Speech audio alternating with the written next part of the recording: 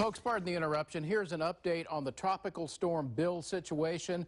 Right now, we're still looking at the tropical storm warning for all of our coastal counties in the Crossroads. It includes the Houston metro area, Galveston, all the way down toward Baffin Bay, south of Corpus Christi, and inland across the Crossroads, all the way up towards Fayette County, and does not include Karnes and Bee County. That's all day today into this evening. In addition, flash flood watch for all of the area that is concerned. That includes the area under the tropical storm warning. Now, let's take a look at the latest imagery here. The storm has officially made landfall at Seadrift about an hour ago, and the storm continues a slow westward motion. It will be turning back to the northwest in the next several hours, and the core of the storm may come directly across the Victoria area. We're going to be watching that carefully, but the more important factor is not only where is that storm going, but where are these rain bands going to be affecting, and these rain bands are torrential. We're talking about 3 to 5 inches an hour of rain moving on into the 59 corridor. You can see that right now as the storm moves on up to the north and northwest. It will be directly affecting the Victoria area. Now, we have Calhoun County Sheriff Aleman on the phone, and I wanted to ask Sheriff Aleman, what kind of damage have we been seeing down there in Calhoun County from the winds, from the storm surge, and from flooding? At this time, we have not had any reports of any wind damage. We are having a tidal surge in our low-lying areas down at Magnolia and Indianola Beach. We've had to close several roads down there on that side of the county. We have deputies scattered across Calhoun County checking for high water on the coastline, also preparing for this rain that we're supposed to get from this storm. Okay, Sheriff, have you seen any reports of power outages? Are people stranded, motorists cut off by the high water, or any kind of problems that way? We have had several power outages throughout Port Lavaca, I know, and parts of the county. We did have one high water rescue that occurred about an hour and a half ago down at Indianola Beach.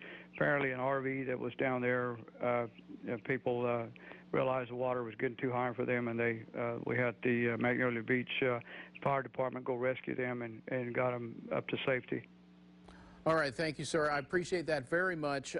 That's one of the areas that I was extremely concerned about, Magnolia Beach, the Indianola area. Very low terrain, very treacherous under these kind of conditions. Thank you for your service, sir. Not a problem. Right. Let's go ahead and take a look at the current list of closures that we have going on right now. Jasmine?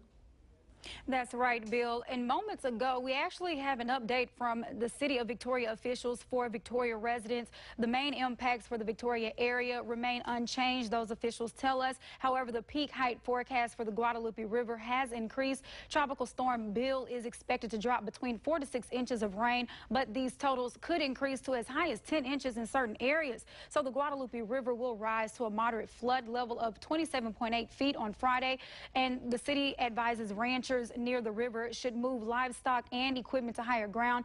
City and county crews have staged pumping equipment in low-lying areas to help drain rainwater. Heavy rainfall and flash flooding is in effect, of course, for the Victoria area from Tuesday afternoon through most of Wednesday. And in addition, folks, isolated tornadoes are possible in the Victoria area.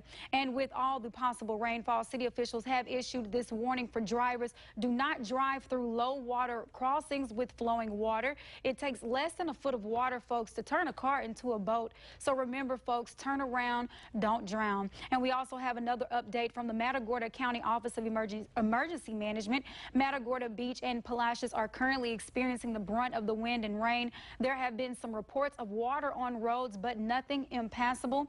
And the latest on closures around the Crossroads, a viewer has notified us that VFW auxiliary meeting in Victoria has been canceled for today. And then also Wharton County Junior College will be closed at all campus locations today. The main UHV campus in Victoria remains open. However, University of Houston Sugar Land, Cinco Ranch, and Houston Community College Katy campus will be closed today. Palacios ISD has canceled summer school for today. Summer classes for Victoria ISD, however, will take place as normal today. Calhoun ISD is also continuing as normal, but they are monitoring the weather situation very closely.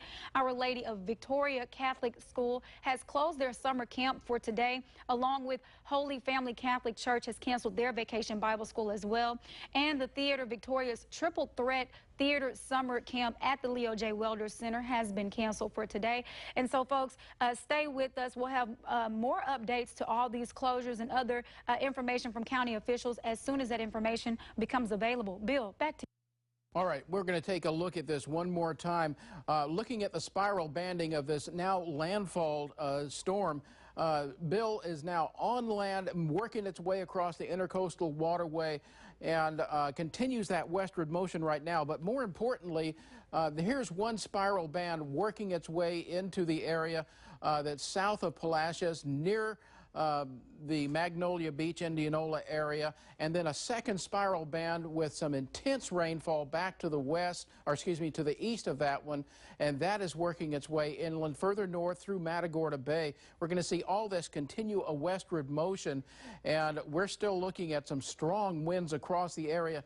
This area, we have been measuring it from Victoria southward down towards the beach at 60 to 65 miles per hour, and that continues to work its way across Palacios, across Matagorda Bay, and back towards Victoria.